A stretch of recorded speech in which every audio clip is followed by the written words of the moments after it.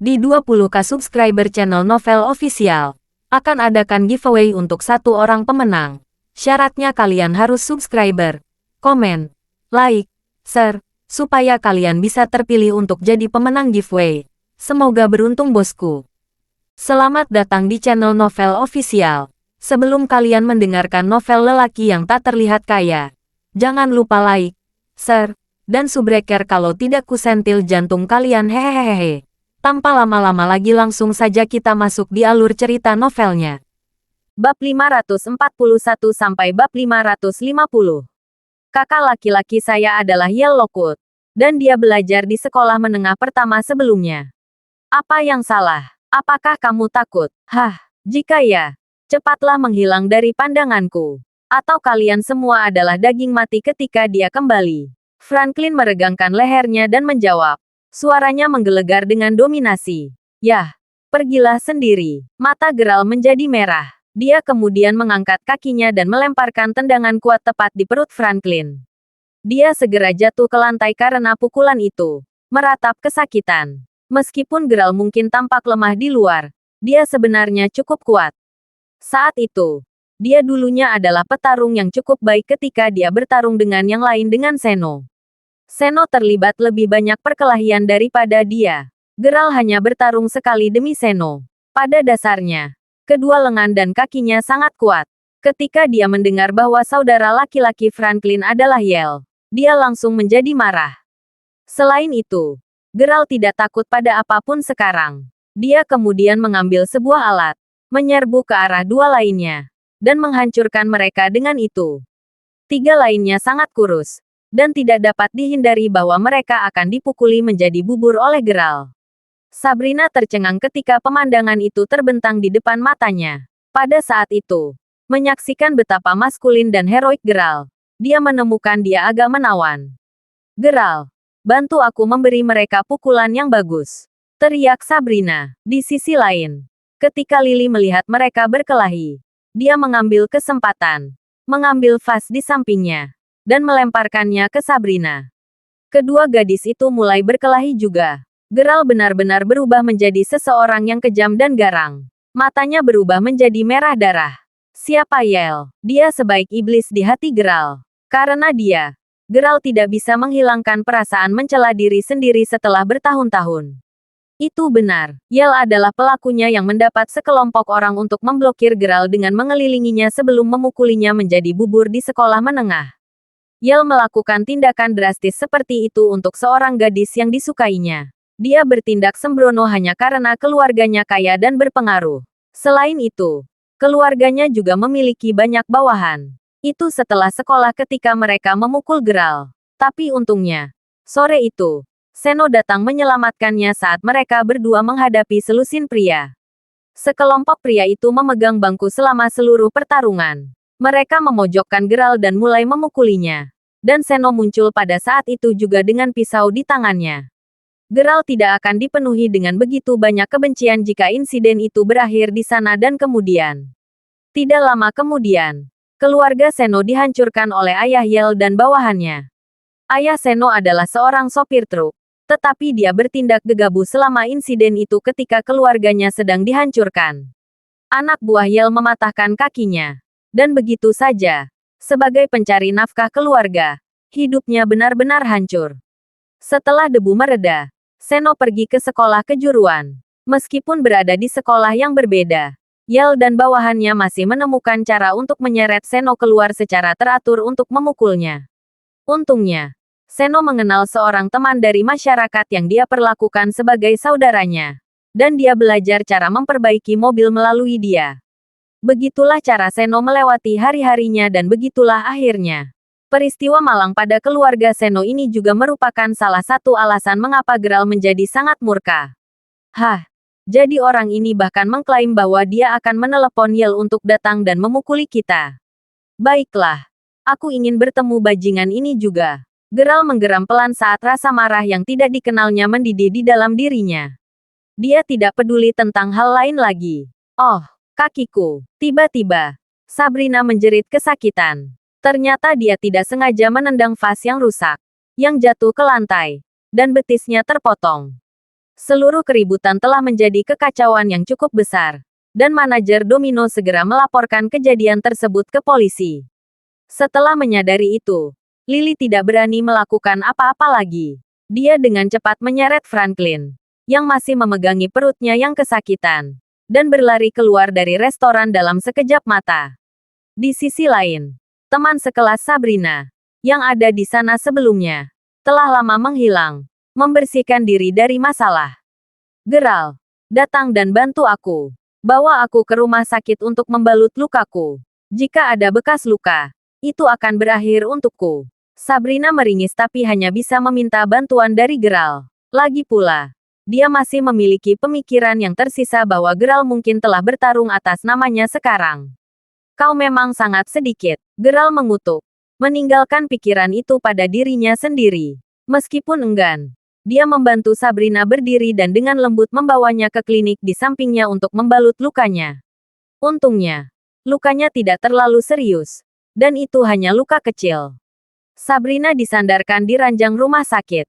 Dia bersandar ke belakang saat dia tersenyum dan menatap Geral dengan rasa ingin tahu. Dia tiba-tiba mengeluarkan tawa lembut. Apa yang Anda tertawakan? Geral bertanya sambil mengerutkan kening. Aku benar-benar mendapat kesan yang salah tentangmu hari ini. Aku melihat ke dalam dirimu sebelum datang ke sini hari ini. Kamu sepertinya selalu diganggu ketika kamu masih di sekolah menengah. Selain itu, saat pertama kali bertemu denganmu, aku merasa seolah-olah kamu adalah tipe orang yang jujur tapi cuek dan mudah tertipu. Apakah Anda tahu bahwa, tapi itu tidak pernah terpikir olehku. Sejauh mana kekuatanmu ketika kamu dipicu? Mereka bertiga bahkan tidak memiliki kesempatan untuk melakukan serangan balik. Anda bahkan tidak tahu betapa ganasnya Anda barusan. Kamu sangat jantan. Sabrina menggunakan kakinya untuk menyenggol Geral dengan hati-hati. Itu benar. Sabrina memang melihat Geral dengan cara yang berbeda sekarang. Dia bahkan merasa sedikit tersentuh juga. Umumnya, gadis menyukai pria maskulin. Terutama mereka yang memancarkan itu untuk melindungi gadisnya. Geral memang memiliki getaran itu. Nah, kamu tidak tahu apa-apa. Tidak biasanya aku seperti ini, kata Geral sambil menggelengkan kepalanya. Saya tahu itu. Aku juga bisa melihatnya. Sabrina mengerucutkan bibirnya sedikit. Cukup. Jika Anda baik-baik saja, Anda bisa pulang sendiri. Aku masih harus kembali ke tempat itu. Geral berbalik dan hendak pergi. Kenapa kamu kembali ke sana? Sabrina langsung bertanya. Saya merusak terlalu banyak furnitur di sana. Itu hanya hak bahwa saya harus mengkompensasi itu. Jawab Geral. Hei, tunggu sebentar. Geral, saya masih memiliki sesuatu yang ingin saya katakan. Apakah ada hal lain? Aku hanya ingin mengatakan bahwa kamu orang yang cukup baik. Geral, nada Sabrina rendah dan serius untuk sekali ini. Geral terkekeh mendengar pernyataan itu. Dia dengan pahit menertawakannya dan dengan cepat pergi. Ketika saya pertama kali bertemu dengannya, saya tidak merasakan hal seperti itu. Tapi sekarang, mengapa saya merasa dia cukup menarik? Sabrina bergumam pada dirinya sendiri saat dia mengamati punggungnya yang kuat dan berkembang dengan baik. Tapi begitu dia memikirkan tentang bagaimana Geral bertarung dengan yang lain demi dia barusan, dia tersenyum manis lagi. Hampir tengah hari ketika Sabrina sampai di rumah. Untung saja orang tuanya sedang tidak ada di rumah. Hanya adiknya yang ada di sana. Apa yang membuatmu begitu lama? Saya menelepon Anda, tetapi telepon Anda dimatikan. Bukankah Anda memberitahu saya bahwa Anda akan menyelesaikannya dalam 20 menit? Michelle bertanya dengan tidak sabar. Tiba-tiba, Michelle menyadari bahwa adiknya terlatih-tatih dan betisnya diperban. Dia langsung ternganga, tercengang. Kakak, apa yang terjadi padamu? Apa kau bertengkar dengan seseorang? Iya kakak, aku bertengkar dengan Lily. Dia membawa yang lain untuk membalasku. Sabrina merintih. Michelle meludah dan memutar matanya tidak percaya. Pelecur itu, apa yang harus dia sombongkan? Bagaimana dengan pecundang yang sangat malang itu? Apa kau sudah bertemu dengannya? Pikiran Michelle segera kembali ke Geral. Kakak, mengapa memanggilnya seperti itu? Anda bahkan belum sempat bertemu langsung dengannya. Mengapa Anda berbicara tentang dia dengan cara yang kejam? Sabrina merasa sangat tidak nyaman mendengarkan kakaknya mengejek kata-kata kasar seperti itu. Dia merasa sangat kesal jika ada orang, bahkan termasuk saudara perempuannya, mengutuknya karena dia menemukan betapa baiknya Geralt. Apa yang salah denganmu? Sudahkah Anda bertemu dengannya? Dia terlihat seperti apa? Apakah dia tampan? Apakah dia vulgar? Jangan bilang dia jelek. Michelle bertanya. Saya tidak tahu. Saya lelah. Dan saya ingin pergi dan beristirahat di kamar saya sekarang. Selain itu, saya tidak lagi membantu Anda dengan masalah ini di masa depan. Sabrina merasa sedih dan terpincang-pincang pergi ke kamarnya dengan tenang. Ada apa dengannya? Bung. Melihat sikap adiknya, Michelle merasa bingung. Di sisi lain, Geralt telah kembali ke Domino untuk menyelesaikan kekacauan. Pada saat itu, dia menerima telepon dari Tuan Winters, menanyakan tentang kencan buta itu. Geralt mengklaim bahwa dia akan menceritakan semuanya padanya ketika dia kembali ke rumah. Setelah menyelesaikan masalah di restoran, dia segera kembali ke tempat Tuan Inter. Tetapi ketika dia sampai di teras, dia melihat Queenie berdiri di dekat pintu.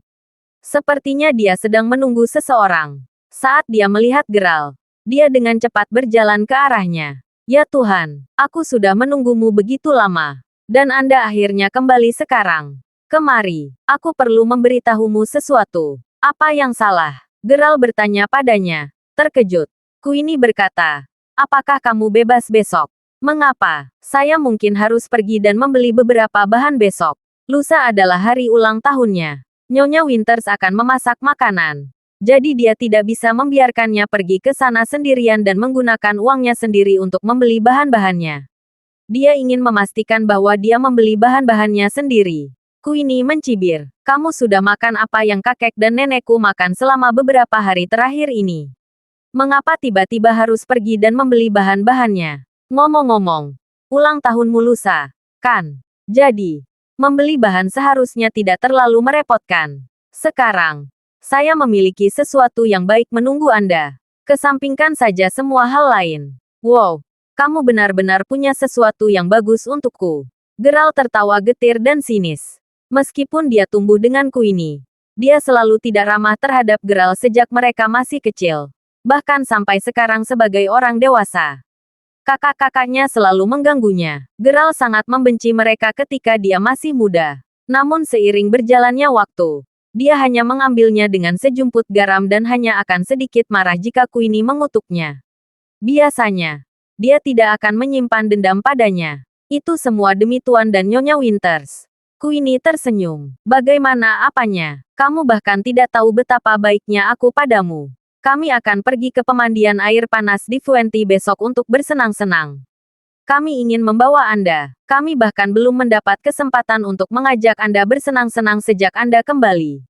Sekarang Fuenti telah dikembangkan untuk pariwisata. Tempat itu agak bagus sekarang. Wow, kamu sebenarnya sangat baik dan mengajakku keluar untuk bersenang-senang. Geralt mengangkat alisnya. Fuenti adalah kota tempat Bianca berada. Kota kecil yang aneh itu berada di samping gunung dan sungai. Itulah beberapa alasan pengembangannya. Geralt juga ingin pergi ke sana hanya untuk bersenang-senang.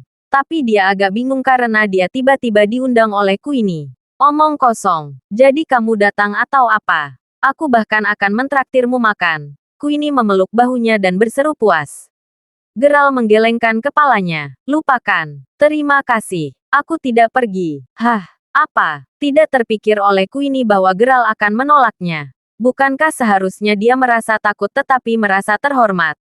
Mengingat kepribadiannya. Dia bertanya-tanya. Alisnya berkerut karena tidak senang. Queenie. Apakah Geralt ada di sini? Kenapa kalian berdiri di luar saat di rumah? Percepat. Makan siang telah siap. Masuk dan makan siang sekarang. Kita juga bisa membicarakan perkembangan insiden itu. Pada saat yang sama, Tuan Winters keluar dari rumah dan memberi isyarat agar Geralt dan Queenie masuk. Tapi Queenie terlihat dingin. Dan dia tidak bergeming. Ada apa? Queenie, siapa yang menyinggungmu lagi? Karena kamu wanita yang sombong dan muda.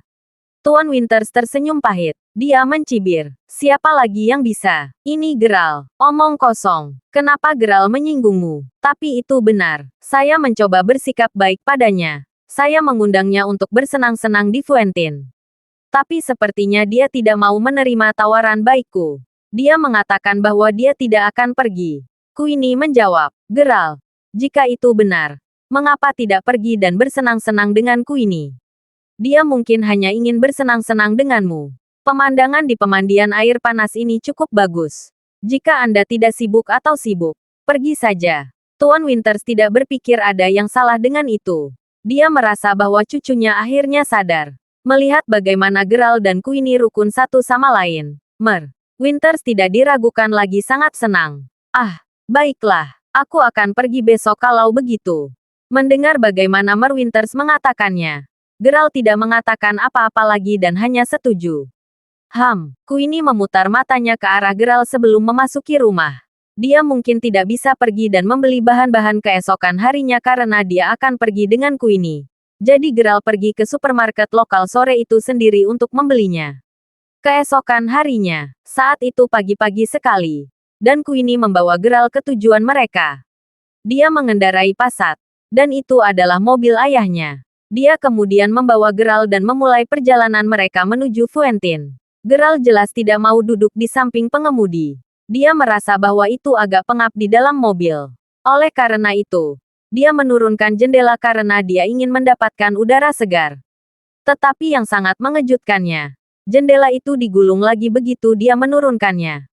Dia kemudian berbalik untuk melihatnya dan menyadari bahwa Queenie lah yang menggulung jendela. Jet lang itu. Geralt mengutuk pelan. Dia hanya mencoba menurunkan jendela sedikit. Tetapi Queenie segera menggulungnya lagi. Apa yang sedang kamu lakukan? Geralt bertanya dengan putus asa. Merasa frustrasi. Aku akan menanyakan itu padamu. Saya sudah menurunkan kaca mobil di depan. Kenapa harus dibuka semua? Bagaimana jika ada debu yang masuk ke dalam mobil? Pernahkah Anda bahkan duduk di dalam mobil sebelumnya? Queenie balas mengejek.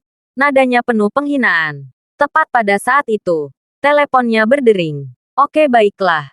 Yolanda, aku akan pergi dan menjemputmu segera. Tunggu saja aku. Iya, bukankah aku sudah memberitahumu tentang itu tadi malam? Aku punya seseorang denganku. Nanti, kami akan membiarkan dia membantu kami membawa tas kami ketika kami mendaki gunung nanti. Anda bisa memfokuskan seluruh perhatian Anda untuk mencoba mendapatkan kasih sayang Jarvis. Anda benar-benar lupa tentang teman-teman Anda ketika datang ke seseorang yang Anda sukai. Tentu, kita akan bertemu satu sama lain nanti. Pacar saya, dia memiliki mobilnya. Dia mengendarai mobilnya dan pergi ke sana sekarang. Jangan khawatir. Kami pasti akan membantu kalian berdua berkumpul. Oke. Sampai jumpa lagi. Cinta kamu. Queenie kemudian menutup telepon. Geralt akhirnya mengerti apa yang terjadi dengan Queenie. Kamu bilang ingin mengajakku keluar untuk bersenang-senang. Dan dengan itu, Anda membuat saya membawa tas untuk Anda. Sialan kamu. Queenie. Geralt berteriak marah. Hei, pria dingin. Kenapa kamu sangat marah? Jadi bagaimana jika Anda membawa tas kami untuk kami? Itu bukan masalah besar. Selain itu, aku akan membelikanmu makanan hari ini. Apa yang Anda takutkan? Sahabatku sedang mencoba melakukan yang terbaik untuk membuat dia terkesan hari ini. Anda lebih baik berperilaku sendiri. Kami bukan yang penting hari ini. Baik sahabatku maupun Jarvis. Queenie memperingatkan. Jika bukan karena dia sudah masuk ke dalam mobil. Dan Winters lah yang mengantar mereka pergi. Geralt benar-benar ingin segera turun dari sana. Tetapi karena dia telah memberikan janjinya, itu tidak akan terlihat baik jika dia tidak menepati janjinya. Jadi dia tetap diam. Queenie mengintip Geralt dari kaca spion dan tersenyum puas pada dirinya sendiri. Dia kemudian berkata, Geralt, kamu sepertinya marah. Saat itu Anda tidak akan marah tidak peduli berapa banyak barang yang saya minta untuk Anda bawa untuk saya. Saya tahu mengapa Anda merasa marah dan cemas sekarang. Sejak sekolah dasar, aku sudah memberitahumu bahwa tidak mungkin di antara kita berdua. Anda sebaiknya tidak memikirkan itu. Selama sekolah dasar, baik Francis dan Queenie bersekolah di kota asal mereka. Mereka hanya pergi ke county selama sekolah menengah. Mereka masih sangat muda saat itu. Karena itu, Geralt juga pergi ke sekolah bersama Seno dan Queenie. Queenie sangat cantik saat itu.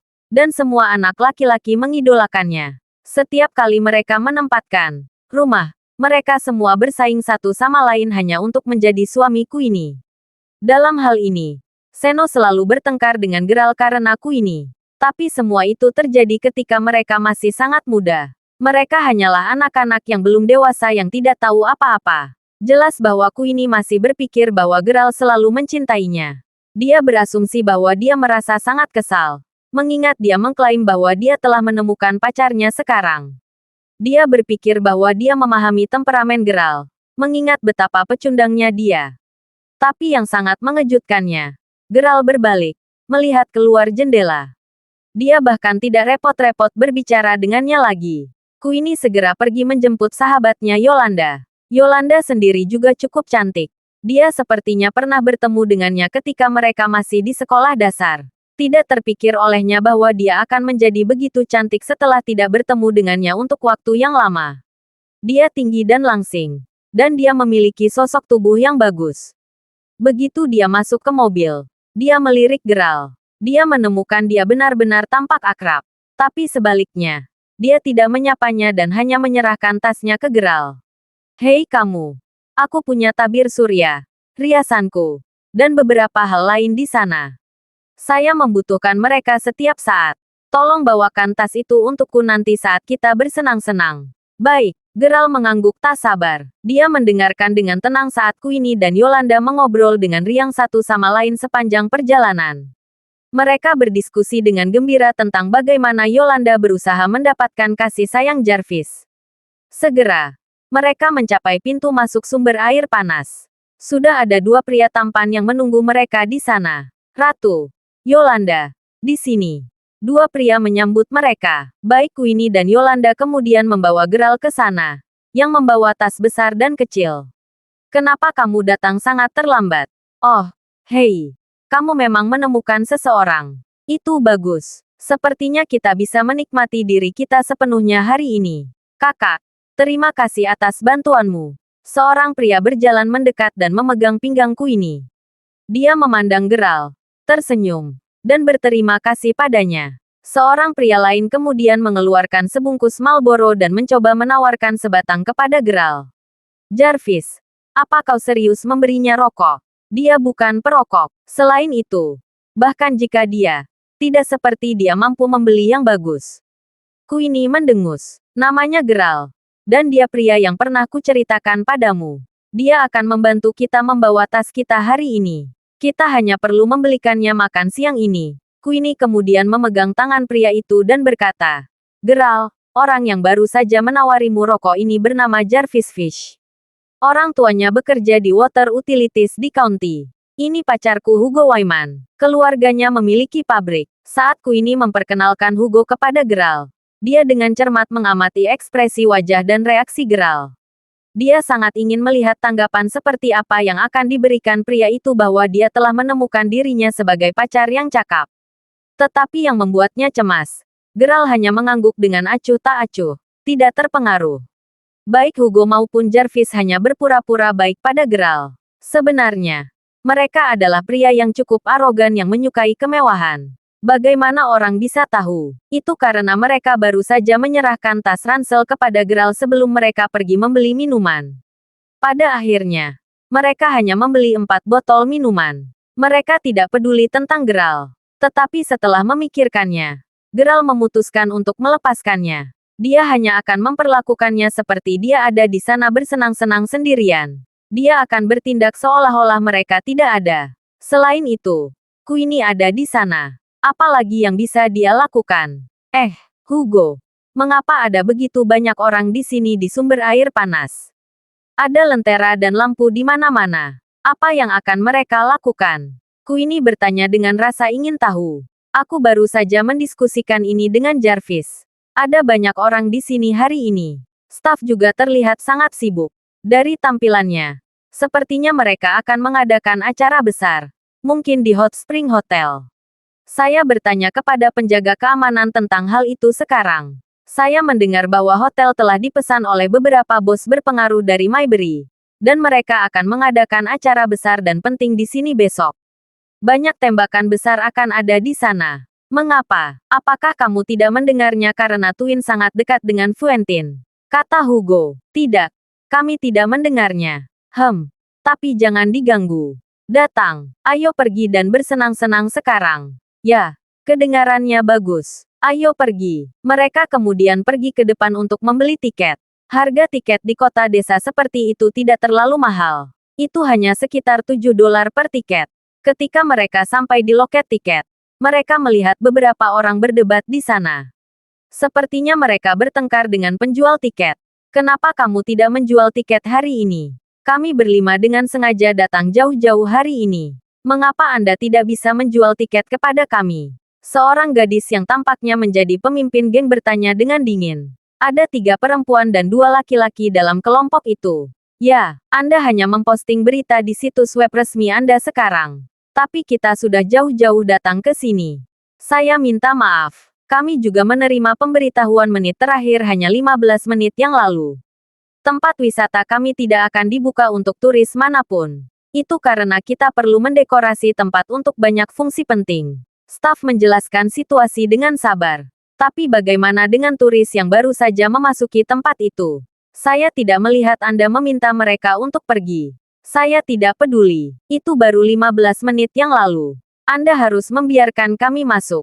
Kami benar-benar minta maaf. Itu memicu ketidaksabaran dan kemarahan mereka. Tempat wisata baru saja ditutup. Sial, jika saya tahu lebih awal, saya akan membeli tiket dengan Jarvis sekarang. Lalu, Hugo, apa yang harus kita lakukan sekarang? Queenie bertanya dengan kecewa. Bagaimana dengan ini? Biarkan saya menelepon ayah saya dan memintanya untuk menggunakan koneksinya dan mencobanya. Hugo kemudian mengeluarkan ponselnya. Jarvis juga berkata, aku akan menelepon ayahku juga. Dia kenal wakil manajer di sini. Baik, Jarvis. Aku percaya padamu. Orang-orang melanjutkan untuk membuat panggilan telepon. Queenie kemudian mengambil beberapa kertas tisu dan membantu menyeka keringat di dahi Hugo. Hei kamu. Ke sini. Berikan tasku. Melihat Queenie, Yolanda dengan cepat bergegas membawa Geralt untuk mengambil tasnya. Percepat. Bagaimana kamu bisa begitu lambat? Geralt kemudian meletakkan tas besar itu dan mulai mencari tas kecilnya. Yolanda segera memarahinya. Cepat dan berikan padaku. Kamu sangat lambat. Menemukannya. Tepat ketika Geralt mengeluarkan tisu, Yolanda mengambilnya dari tangannya sebelum bergegas menuju Jarvis. Dia ingin membantu menyeka keringat di dahi Jarvis juga. Keberanian beberapa orang. Geralt berpikir dalam hati. Kesal. Yolanda tampaknya sangat menyukai Jarvis. Itulah sebabnya dia mengundang Queenie. Queenie akan bertindak sebagai wingwoman agar dia bisa lebih dekat dengan Jarvis. Yolanda tahu apa yang dia inginkan. Seolah-olah siapapun selain Jarvis tidak pantas mendapatkan perhatiannya. Meskipun Geralt baru saja bertemu dengannya, dia sudah cukup kesal dengan sikapnya. Jadi, apa yang ayahmu katakan, Hugo? Pertanyaan itu datang dari Queenie. Yah, dia bilang dia tidak bisa membantu kita. Dia bilang dia tidak bisa menghubungi siapapun di sini. Bagaimana denganmu, Jarvis? Tanya Hugo. Saat Hugo menoleh untuk melihatnya, Jarvis sepertinya baru saja mengakhiri panggilan teleponnya juga. Ada keberuntungan, tanya Queenie. Dia sekarang bersedia membayar tiket karena mereka tidak lagi dijual. Bagaimanapun, mendapatkan tiket masih akan menjadi kehormatan besar. Ayahku menyuruhku menunggu sebentar. Dia akan menghubungi wakil manajer. Jawab Jarvis. Geralt telah berdiri di samping dan dia mulai panik juga. Meskipun mata air telah dibangun oleh perusahaannya, dia tidak mengenal siapapun di sini. Tampaknya mereka hanya mempekerjakan penduduk setempat, bersama dengan karyawan yang lebih tua di Gunung Wayfair. Jika bukan karena sistem keamanan yang kuat yang telah diterapkan, Geralt tidak akan hanya berdiri di tempat tanpa melakukan apa-apa. Namun, matahari terik dan dia membawa banyak barang juga. Kesal. Geralt berkata, hei, apakah kita akan masuk atau tidak? Aku sudah berdiri di bawah panas ini selama berjam-jam. Persetan denganmu. Jarvis sudah menghubungi beberapa orang jadi bergunalah dan tutup mulutmu. Jawabku ini. Sedikit malu. 10 menit berlalu dan Geralt mulai merasa sangat dehidrasi. Tidak ada tempat berteduh di dekatnya dan Queenie menolak untuk membiarkannya menunggu di dalam mobil juga. Apa yang menyakitkan? Sekarang kehabisan akal. Geralt terpaksa mengirim pesan ke Zack. Dia mengatakan kepadanya untuk meminta seseorang mengawal mereka. Menunggu lebih lama hanya akan membuang-buang waktu dan energi. Zack langsung menjawab, "Ya Pak, aku akan meminta seseorang mengawalmu segera." Jarvis di sisi lain, baru saja menutup telepon lagi. "Jadi apa yang dia katakan?" tanya Hugo. "Ayah saya menghubungi Pak Din, wakil manajer di sini. Kedua manajer berada di luar kota sekarang. Jadi semuanya tergantung pada Pak Din. Jika dia tidak bisa membantu kita, tidak ada yang bisa," jawab Jarvis. Kelompok lain sekarang menatap Jarvis juga. Karyawan itu kemudian berkata, "Kalian harus kembali lain kali. Cuacanya benar-benar panas sehingga terkena serangan panas bukanlah hal yang mustahil jika Anda terus menunggu. Saya dapat meyakinkan Anda bahwa Anda tidak akan dapat." Pada saat itu, telepon di loket tiket mulai berdering, mengganggu karyawan itu. "Halo, aku mengerti." Dimengerti. Setelah mengakhiri panggilan, dia berbalik untuk melihat kelompok itu dengan senyum sopan sebelum berkata, "Tuan-tuan yang terhormat, manajer baru saja menelepon dan memberitahu kami bahwa Anda semua diterima di dalam. Semua biaya Anda untuk hari ini juga akan ditanggung." Karyawan itu sejujurnya tidak mengharapkan ini sendiri. Apakah panggilan mereka benar-benar membuat mereka masuk? Bahwa Jarvis dan Hugo memang mengatakan bahwa mereka akan menghubungi seseorang yang berkuasa. Dia tidak mengantisipasi apa yang disebut koneksi mereka menjadi nyata. Lagi pula, manajer itu sendiri yang menyuruhnya untuk membiarkan mereka masuk. "Wow, Anda benar-benar berhasil membuat manajer mengizinkan kami masuk," seru Queenie dan Yolanda dengan penuh semangat. Yolanda sangat bersemangat, seolah kekagumannya pada Jarvis tidak pernah berakhir.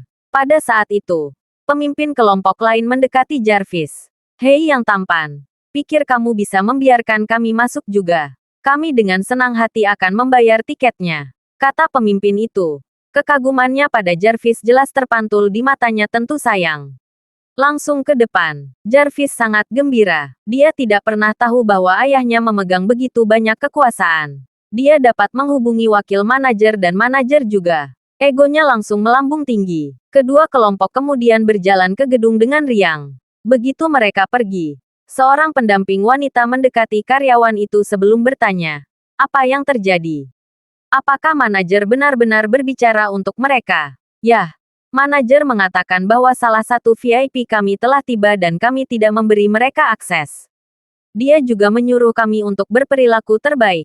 Lagi pula tidak bijaksana mengecewakan VIP ini." Dimengerti. Geralt terdiam saat dia mengikuti di belakang mereka. Orang lain telah mengambil pujian atas apa yang telah dia lakukan. Dia mengira skenario seperti ini tidak akan terjadi padanya lagi. Jarvis sendiri terlihat seperti sudah gila. Seolah-olah dia telah kehilangan semua akal sehatnya. Mengapa manajer berbicara untuknya ketika yang dia hubungi hanya wakil manajer? Kemudian lagi, Geralt tahu bahwa ini sebagian kesalahannya karena bertindak begitu rendah dengan semua yang dia lakukan.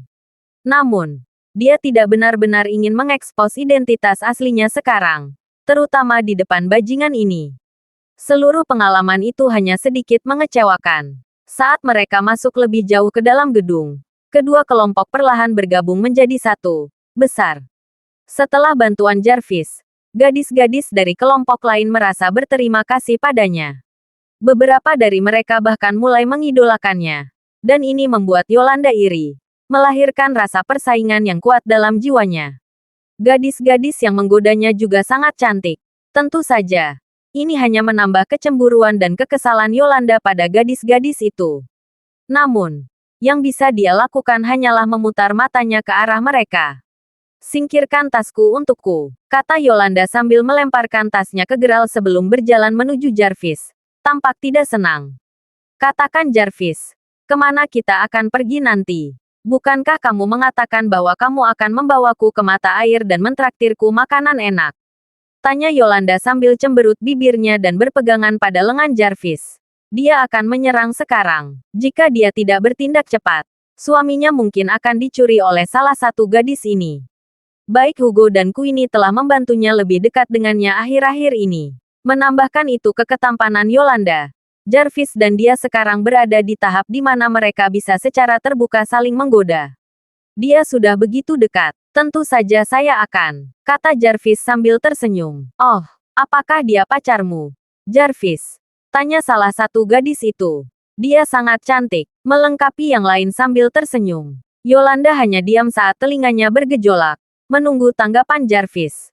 Jarvis kemudian memasang senyum palsu ketika dia berkata, "Tidak, dia hanya teman yang sangat dekat." Omong-omong, Nona, saya tidak senang mengetahui nama Anda, lanjut Jarvis. Gadis yang dia ajak bicara memang sangat cantik dan anggun. Michelle Waxam. Tapi kamu bisa memanggilku Ele. Terima kasih untuk hari ini. Apakah kamu ingin berteman? Tanya Michelle sambil tersenyum manis. Tentu saja, jawab Jarvis sambil mengeluarkan ponselnya. Sementara keduanya bertukar nomor. Cemberut Yolanda semakin memburuk. Gerald di sisi lain diam-diam mengamati seluruh kejadian. Dia menyadari sebelumnya bahwa gadis itu tampak seperti Sabrina. Begitu dia mendengar namanya, dia langsung mengerti mengapa. Queenie sendiri tampak tercengang. Dia kemudian bertanya dengan agak ragu-ragu. Apakah Anda kebetulan berhubungan dengan Brooke Waxam? Oh, dia kakekku, jawab Michelle. Baiklah kalau begitu. Kebetulan sekali. Kakek saya adalah Theodore Winters. Apakah nama itu membunyikan lonceng? Seru Queenie. Michelle hanya terkekeh. Bagaimana mungkin dia tidak tahu siapa itu? Lagi pula, dialah yang menjebaknya dengan orang aneh itu. Gerald Crawford. Tentu saja, sebenarnya. Anda Queenie Winters. Bukan. Cucu Tuan Winters. Aku ingat bertemu denganmu beberapa kali ketika kita masih muda. Kata Michelle. Dia sepertinya sedang melakukan pemanasan untuk mereka. Gerald merasa sedikit canggung dengan pergantian peristiwa ini. Itu terlalu kebetulan. Namun, dia beruntung karena Tuan Winters tidak menyebutkan apapun tentang kencan buta itu ketika mereka makan siang bersama kemarin. Queenie sudah dalam perjalanan pulang ketika Winters mengajak Gerald keluar untuk makan siang. Jelas bahwa dia ingin bertanya tentang kencan buta, tetapi tidak nyaman untuk melakukannya karena Queenie ada. Gerald sendiri tidak ingin membicarakannya. Dia ingin menunggu sampai makan siang sebelum membicarakannya dengan Tuan Winters. Selain itu, sebaiknya Queenie tidak tahu tentang kencan buta itu. Dia pasti akan memberitahu Francis tentang hal itu, yang pada gilirannya hanya akan menyebabkan lebih banyak konflik di antara mereka. Hal terbaik yang harus dilakukan adalah menyimpannya untuk diri mereka sendiri. Itu. Kencan buta asli Gerald ada di sini dan dia adalah saudara perempuan Sabrina. Namun, dia benar-benar sangat elegan dan bahkan Gerald tidak bisa menahan diri untuk tidak menatapnya. Michelle, di sisi lain, sangat ingin tahu tentang Jarvis. Keingintahuannya dimulai ketika dia melihat dia melakukan apa yang dia lakukan di loket tiket beberapa waktu yang lalu. Ketika dia menyadari bahwa dia sudah mengenal Queenie, mereka berdua segera mengklik dan melanjutkan percakapan mereka. Adapun Yolanda, dia marah karena cemburu. Dia bahkan membuat beberapa komentar pasif-agresif kapanpun dia bisa. Karena Jarvis tidak mencoba menghentikannya, Yolanda terus membuat komentar kasar dari waktu ke waktu.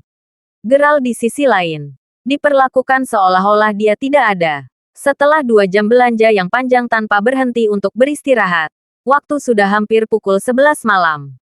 Karena ada beberapa restoran di gedung itu, Jarvis menyarankan agar mereka mencari tempat untuk makan malam. Mereka akan dapat berbicara lebih banyak sambil duduk. Secara alami, Michelle dan teman-temannya menerima tawaran itu dan mereka segera menemukan restoran terdekat. Akhirnya bisa duduk. Gerald meletakkan tas mereka dan duduk di salah satu meja juga.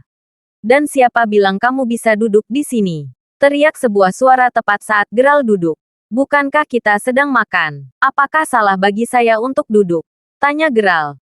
Jelas kesal. Suara itu milik Yolanda dan dia sudah mencapai batasnya. Kecemburuannya telah mengalahkan rasionalitasnya karena dia harus melihat Michelle berbicara dengan Jarvis selama ini.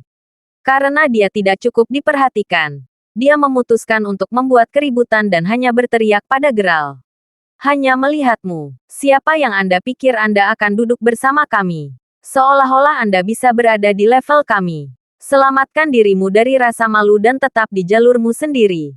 Teriak Yolanda lagi. Dia jelas mengacu pada orang lain pada saat yang sama. Sekarang apa yang kamu maksud dengan itu? Bentak Gerald. Gerald Crawford. Mengapa kamu bahkan melawannya? Biarkan saja dia. Ditambah lagi, dia mengatakan yang sebenarnya. Serius. Berkelahi dengan seorang gadis. Pria macam apa kamu? Kataku ini. Dia tahu Yolanda kesal jadi dia akhirnya memarahi Geralt juga. Geralt Crawford. Pada saat itu, Michelle menoleh untuk melihat Geralt. Bukankah itu nama kencan butanya? Apakah orang di hadapannya ini benar-benar kencan buta yang seharusnya? Oh, kamu mungkin tidak tahu siapa dia. Dia tetangga kakek saya dan dia menyewa unit kami. Saya mengundangnya agar dia bisa membawa tas kami. Saya akan mentraktirnya makan siang nanti sebagai ucapan terima kasih. Kataku ini. Dia takut Yolanda akan berakhir berkelahi dengan Michelle. Jadi dia dengan cepat mencoba mengubah topik pembicaraan. Ah, aku mengerti, jawab Michelle saat pipinya memerah karena sedikit malu. Dia melirik Geralt lagi dan merasa sangat canggung. Dia telah membayangkan seperti apa Geralt sebelumnya. Dan dia berpikir bahwa dia setidaknya terlihat baik dan memiliki kepribadian yang hebat meskipun dia berasal dari latar belakang yang sederhana. Namun, disinilah dia, membawa tas untuk sekadar makan. Dia terlihat cukup baik. Tetapi bukankah tindakannya berarti dia hanya penurut rendahan? Dia kemudian berbalik untuk melihat Queenie yang sepertinya tidak tahu apa-apa tentang kencan buta itu. Jika baik Queenie maupun Geralt tidak mengangkat topik itu, Michelle lebih suka membawa pengetahuan itu ke kuburnya. Permisi. Nona, ini cukup panas. Suara itu datang dari seorang pelayan yang jalannya dihalangi oleh Yolanda. Saat Yolanda berbalik, lengannya membentur sudut nampan dan pelayan itu hampir kehilangan pegangannya. Syukurlah, dia bisa menahannya. Namun, sedikit sup akhirnya tumpah ke siku Yolanda. Saya sangat menyesal. Nona, apa kamu baik-baik saja? Meminta maaf kepada pelayan segera. Namun permintaan maafnya hanya dibalas dengan tamparan keras di pipi Yolanda. Kenapa kamu tidak melihat kemana kamu pergi? Beraninya kau menumpahkan sup padaku. Rasionalitas Yolanda telah lama berlayar. Dan hanya kemarahan yang ada di dalam dirinya sekarang. Dia telah dipermalukan di depan Jarvis terlalu lama. Jadi dia mengarahkan semua kemarahannya ke pelayan. Pelayan itu sendiri tampak cukup muda. Dia tampak seperti seseorang yang baru saja menyelesaikan sekolah menengah. Tamparan itu mengejutkannya. Dan dia sekarang hanya menatap Yolanda dengan tak percaya. Geralt dan yang lainnya juga tercengang. Tidak ada yang menyangka Yolanda benar-benar memukul seseorang. Natalie, apa yang terjadi? Siapa yang menyakitimu? Pada saat itu, manajer restoran berlari untuk membantu. Mengikutinya adalah beberapa pelayan dan pelayan lainnya. Ketika mereka membantunya berdiri, beberapa orang yang mengikuti manajer keluar dan bahkan manajer itu sendiri tampak ketakutan. Dia melakukannya, teriak Natalie sambil menunjuk Yolanda. Tangannya yang lain menangkuk pipinya yang bengkak. Beraninya kau, apakah kamu bahkan tahu siapa dia? Cemberut manajer saat dia memelototi Yolanda. Sepertinya aku peduli. Dia yang menumpahkan sup padaku. Saya tidak melakukan kesalahan apapun. Lagi pula dia hanya seorang pelayan. Masalah besar. Gerutu Yolanda. Dia tidak takut akan konsekuensinya karena dia tahu bahwa Jarvis jelas merupakan pria paling kuat di ruangan itu saat itu. Tidak ada yang berani menentangnya dan lebih jauh lagi, dia. Selain itu, sorotannya telah dicuri oleh Michelle dan dia sudah mengalami hari yang sangat buruk. Mereka tidak hanya tidak meminta maaf atas sup di pakaiannya, tetapi manajer di sini memarahinya. Ini konyol. Semakin dia memikirkannya, semakin Yolanda tampak seolah-olah dia akan meledak dalam kemarahan. Jangan menangis. Nat, aku akan meminta seseorang memanggil Tuan Watford untukmu. Ayahmu pasti bisa menangani ini. Menghibur manajer, Natalie Watford adalah putri Blake Watford, pengelola seluruh objek wisata ini. Ayahnya juga salah satu penyelenggara utama proyek-proyek baru di sekitar daerah tersebut. Blake telah ditugaskan dari cabang utama di Maybury, dan dia memiliki kekuasaan mutlak dalam area ini. Karena Natalie bosan selama liburan musim panasnya, dia datang ke sini karena dia ingin mendapatkan pengalaman melakukan pekerjaan paruh waktu. Namun, itu baru hari pertamanya bekerja dan dia sudah menerima tamparan di wajahnya. Meskipun dia telah memohon kepada ayahnya untuk waktu yang lama untuk mengizinkannya mengambil pekerjaan itu dan bersenang-senang, usahanya akhirnya menjadi pengalaman terburuk yang dia miliki sepanjang waktunya di sini. Panggil siapapun yang Anda mau. Kami memiliki Jarvis di sini. Seolah-olah kami akan takut pada kalian. Ejek Yolanda saat dia berpegangan pada lengan Jarvis. Semua orang kemudian berbalik untuk melihat Jarvis. Menjadi pria egois. Dia tahu bahwa Yolanda menggunakan kekuatannya untuk melakukan apa yang dia inginkan. Dan ini memicu egonya ke tingkat yang baru. Dia kemudian berdiri sebelum dengan dingin berkata, "Sungguh lucu. Baiklah. Mari kita lihat siapa yang Anda panggil. Jangan khawatir Yolanda. Saya punya koneksi saya." Saat Yolanda terus berteriak histeris, manajer membuat panggilan telepon. Beberapa detik setelah teleponnya berakhir, 3 mobil Audi A6 berhenti berdecit di pintu masuk restoran. "Siapa yang berani menamparkan putriku? Apakah Anda memiliki keinginan kematian?" Suara marah datang dari seorang pria parubaya yang mengenakan jas. Saat dia keluar dari mobilnya, 8 pengawal lainnya mengikuti di belakang. Tidak ada yang berani main-main dengan mereka karena mereka jelas laki-laki dengan kekuasaan. Yolanda sekarang tampak sedikit ketakutan dan dia meminta bantuan Jarvis. "Bapak, Watford, dia melakukannya. Dia yang menamparkan wajah Natalie," seru manajer sambil menunjuk ke arah Yolanda. "Oh, Jet Lang ini, Anda benar-benar punya nyali. Saya akan memberi Anda sebanyak itu. Tangkap dia," teriak Blake sambil memberi isyarat kepada pengawalnya untuk melakukannya. Jarvis segera berdiri di depan Yolanda seolah-olah dia tahu apa yang dia lakukan. "Heh, Tuan Watford. Bukan. Pasti ada semacam kesalahpahaman. Haruskah saya menelepon Pak Dean? Karena manajer yang membiarkan kami masuk. Memulai pertarungan di sini tidak akan ada gunanya sekarang. Bukan?" Jelas bahwa Jarvis berpikir bahwa dialah yang memegang kekuasaan paling besar di ruangan itu. Setelah mengemukakan koneksi superiornya, yang perlu dia lakukan sekarang adalah menunggu Blake mundur.